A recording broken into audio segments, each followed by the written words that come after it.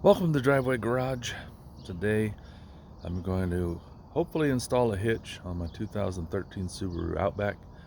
First thing I'm going to do though is install the wiring harness because the hitch is not here. It was supposed to be here yesterday, but it was delayed, so hopefully it'll arrive today.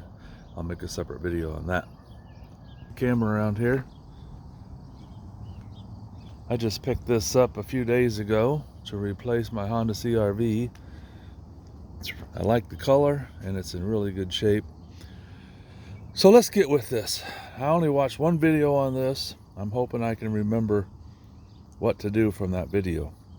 So the first thing I'm going to do is clean out all the stuff I use for deliveries, because I do Walmart deliveries, which is groceries most of the time, and I also do Home Depot, and that's why I have the blankets and the hitch. That goes on the Honda CR-V, but after today, hopefully it'll go on here. So let's get started. First thing I'm going to do, clean everything out of the back. Well, I got everything out of the back, and I see there's a lot of stuff on the carpet. It had this rubber mat, which was protecting the carpet, but I'm going to break out my vacuum cleaner while I'm at this point and vacuum everything up. So I'll be right back. I'm going to use this little Dirt Devil vacuum that I got free from an apartment. It was plugged up and they just left it when they moved. I unplugged it. I've been using it for years. So let me get to vacuuming. Well, it's not perfect, but it's definitely better. I got rid of most of the stuff. Almost looked like grass clippings, but I'm not sure what it was. A little bit of hair. So the next thing you want to do is take this cover off. So we'll get that out of the way. And if you're ever buying a car and it has a quart of oil in it, probably means it's using oil. Keep that in mind. Oh, there's a little more junk I can vacuum up. Let me get that real quick. Okay, I vacuumed that out. If I remember right, you have to pull this insert out, which exposes your spare tire. And the next thing, you just pop that side panel out. I just lifted up on a little bit and popped right out of there. Now, there's a couple of plastic clips. There's one and there's one. So you need some kind of, I have a trim removal tool. I'm gonna go grab it. I'll vacuum this just a little bit. We got to get those two clips out, and then you take that out, and that's your jack handle right there that you're looking at. So I grabbed a couple of trim removal tools. So one or both of those are going to be handy. And I remember that you have to put in a ground screw in behind here, or maybe it was down there. Because I don't think in the video, I don't think they took this thing out completely. Anyway, I have some self-tapping screws. They got like a little drill bit on the end of them. I grabbed one of those, and I grabbed a bit and my cordless impact drill. It's perfect for something like that. Then I can just tap a screw in over there by where the shock absorber is. And I actually thought about using the bolt for the shock absorber, but then every time you mess with that, you gotta take the ground off, so I'll just put in a self-tapping screw over there. So these little clips, I should just be able to get underneath it. Ha! That one went flying. I have no idea where that even went. It sounds like it hit outside on the car, on the ground. Anyway, take your jack handle out. Then you gotta get down here to this other one and pry it out. Maybe I can keep it from flying this time. Oh man, those babies are in there.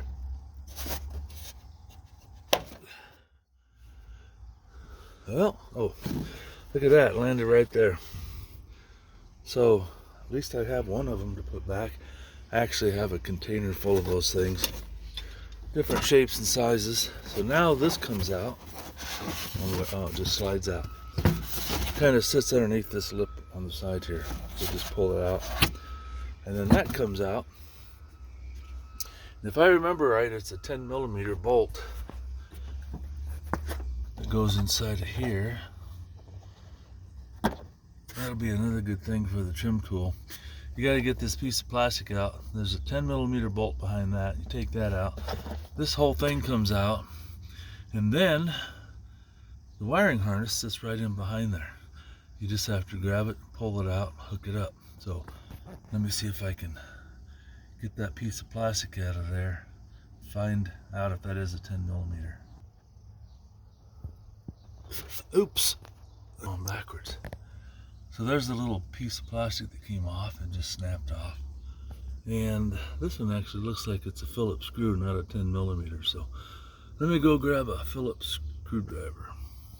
So I actually have a Phillips screwdriver bit that goes in my drill, so I'm going to use that. See if I can give you guys a look here. I think that's reverse. Oh. Oh, that was forward. Let's go backwards. It actually is a 10mm. It didn't look like it, but I get closer, I can see it. Now, I found out I could get better access to this bolt through the back seat, so I just flipped the back seat down. That's how I'm going at it. Oh yeah. Helps when you have the drill the right direction. Okay, so that's out.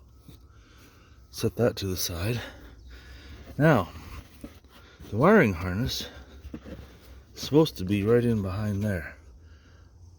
Let me see if I can't find that. I might need two hands, but almost needs, looks like, oh, look at that. So this is between the spare tire and the back seat. That just pops up easy. That gives me a little more room. Huh. Let me do a little more investigating on this. So I went ahead and took the piece that laid across here, and I just pulled it out. I had one clip. That orange clip in the middle there pops into there. And the whole thing, I laid my back seat down and it just folded up there. So now I had a little more room here to find that wiring harness. Let me see if I can figure out where it's at. Well, I found it. There it is. It was just laying right in here, and it had a little bit of blue tape to hold it together. So I just pulled on it and it popped out of there. So now I can hook my wiring harness up to it and see where I want to go with that. So this is the wiring harness that you're going to use for the trailer. This is the connector. It's going to be pretty simple. I just plug one part into the other part, and then attach my ground screw there, and then I just have to lay the wires back here someplace. In the video I watched, they got this little computer box, whatever it is. He just slid it back up underneath here, but they do give you some two-face tape so you can stick it down someplace if you want. That way it's not rattling around. So I'm going to plug that in over there, get my wires ran, get my ground screw in, and I'll show you what that looks like. I forgot to mention there's a inline fuse here, and it's not connected. There's a fuse in there in the packing that's separate. You have to put the fuse into here and then just put the red cap on it. It's pretty easy to do. And then you've got a little fuse protection there. Well, I got the ground screw in. I tried to put it down here, but there's something underneath there, so that didn't work. So I put it up there. If you don't have a self-tapping screw, you can just drill a small hole and then run about any screw in there, just so it can get through the metal, and then you'll have it grounded. And then you just kind of put the wire wherever you want it along the side here, out of the way. You could just stuff it up in there, and then this part for the trailer hitch will go down in there, and when you want it, you just hang it out of the back of your lift gate like that and hook it up to your trailer. And when you're not using it, you can throw it underneath the cover there, keep it out of the weather. So let me finish putting this in here. Well, I just tucked it right back in there, and I think there's enough resistance, it's not going to rattle around. The wires just went around here. The rest of them are just right down here in the cubby hole, and they'll hang over the top. So that's about all there is to it. Now I just got to put it all back together.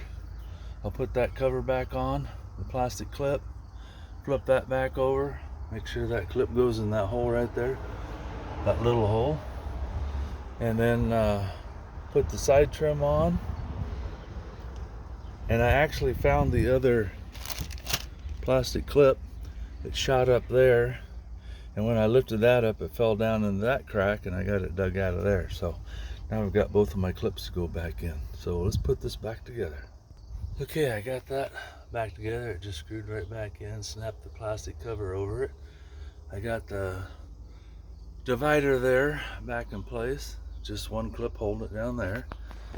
Then we're going to slip this in here, and hopefully we didn't mess anything up so it won't slip back in. Let's see, that goes there. Maybe, oh, there it goes. So that's pretty much it there. I just get those holes lined up, get those snaps in there. Trying to see where the, oh, goes right into that white plastic. See those white plastic clips? That's where those black things go into. Let me get that snapped in. You just got to line up the center of the hole with the center of the white plastic thing underneath, and then those little clips just pop right back in. Then you put this cover back into place. It just lays in there, and then we should be able to put the styrofoam right back down into place. Oh, perfect. Just slips right in there. Oh, might not be quite, yeah, guess that's it. Then I'll put the cover in the center, the rubber floor mat back in. I took my sunscreen in out that goes from side to side. I'll get that snapped back in. So when you put the sunscreen back in, this is the first one I've done that had this. It's got an extra little extension here, and there's just the arrow. See the two arrows? You line those up on both sides, and that's where that goes. And then the big pieces just snap into these clips here. And then when you get that done, you can just pull this back, and it'll go into that groove there and this groove here. Just hold it up a little bit. There it is. Now people can't see what you have in the back. It also gives you some sun protection, I guess, but I think it's mostly for privacy. If you have gifts back there or something, people at least can't see what's back there. Now I'll put the rubber floor mat in, and we're done. Next project, once UPS brings my hitch, is to get the hitch on this. That's going to be a little bit of a project, but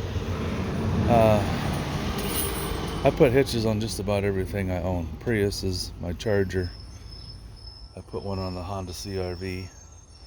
I just like to have a hitch in case I need to tow my trailer. Anyway, thanks for watching. Hope this helps you out if you have to put a wiring harness on yours. They can't make it much easier. The CR-V was the same way. I just took off the side panel, and the plug-in was right there. I just plugged it in. So they make it really easy now. You don't have to tap into your wiring harnesses where your tail lights are. It's pretty easy. Thanks again for watching, and feel free to like, share, subscribe. I finally made it over 1,000 subscribers, so that was kind of cool. I guess my next goal will be 2,000 subscribers, and then maybe I'll head toward 10. Might be a long ways away, but little by little. Thanks again.